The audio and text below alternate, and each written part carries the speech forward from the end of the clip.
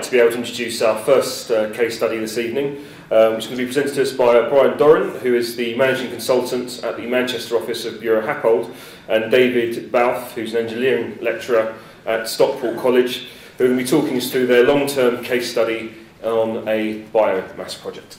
Well, hello, I'm Brian, and we at Buro Happold had the very good fortune and great pleasure to host David as part of his placement over the summer period, looking at biomass, particularly local to Stockport College. And it's probably best if David explains more about the research and what we've developed. Yeah, my name's David Bouth, and I've been doing some research since August about biomass. I'm from Stockport College. I'm an engineering lecturer, and if we look at the campus there, that's an aerial view. We're situated in South Cheshire in Stockport, and we are in consultation at the minute with Stockport Council as to the feasibility of putting a biomass burner to supply heat and energy. What I'd like you to do now is take a look at a short video which will take you through this very important process and bring you straight up to date. Okay, so as you can see, what started off as a small research paper actually exploded into all kinds of different things. There's talks about an eco park at Stockport College now, an academy school in technical mechatronics, and the biomass burner fueling heat and energy to Stockport Council, the offices, swimming baths and some flats there. It's had huge potential. I never dreamt that this would happen. So what I'd like to really do now is thank my colleague, Brian Doran, who, if you could just step this way, please, hosted me and directed me with a team of engineers in Manchester, and I couldn't have asked for a better placement. And I'd also like to thank the NEF for both funding this and making it happen. Absolutely, yeah. And it's a great example of actually the benefits that can come in, and how it's not just a short-term placement, it can lead to a much stronger link and ongoing and further work and sort of innovation between academia and industry. Thank you. Thank you. The next case study is going to be presented by Kim Howes from Mid Kent College, who will be talking through a case study on renewable energy. I knew that MHS were very good at embracing the renewable technologies, and I had a good opportunity to actually go out there and see the different technologies. I teach about them, but I don't actually see them. I can, I see the photos of them, but if I was put into a room, I couldn't necessarily tell the difference between a heat pump and a boiler. So it was a good experience for me to actually see it.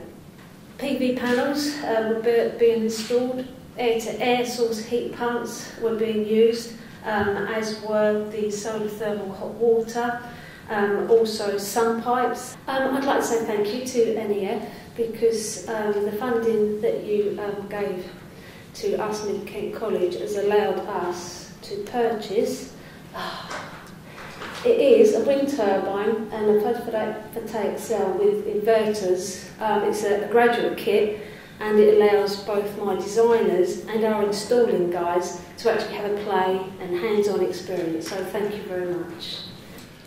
Myself and Moira Wilson did a placement on developing stem cell teaching materials, and we were hosted by Roslin Cells in Edinburgh.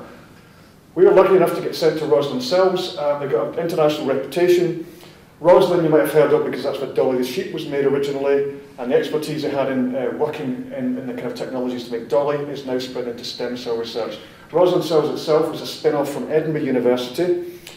They're now commercialising the types of cells they use. In particular, it's using these human embryonic stem cell lines. We have existing links with them through the Modern Apprenticeship Scheme. They send their staff to the college on day of release, where they do a combination of an HNC or HND plus an SVQ, a Scottish Vocational Qualification, which is equivalent to your VQs down here.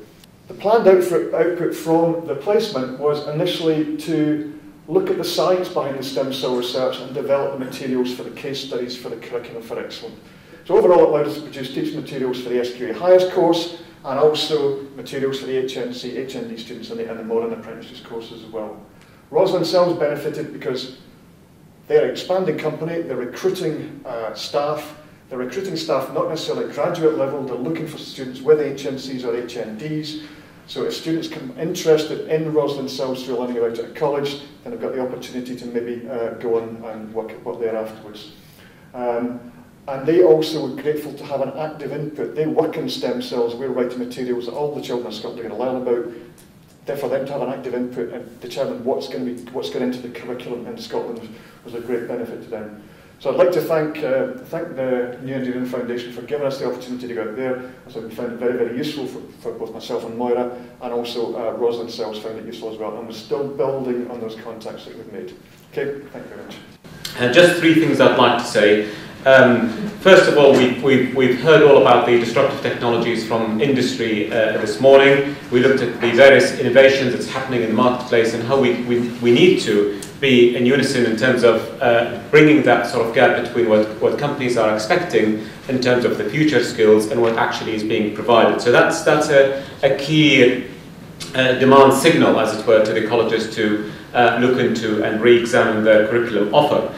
Secondly, we have heard from colleges who have been doing some of the excellent work and the achievements that are indeed to be proud of, and how these sort of models could be replicated in the marketplace in terms of in the market space in terms of the FE system is concerned.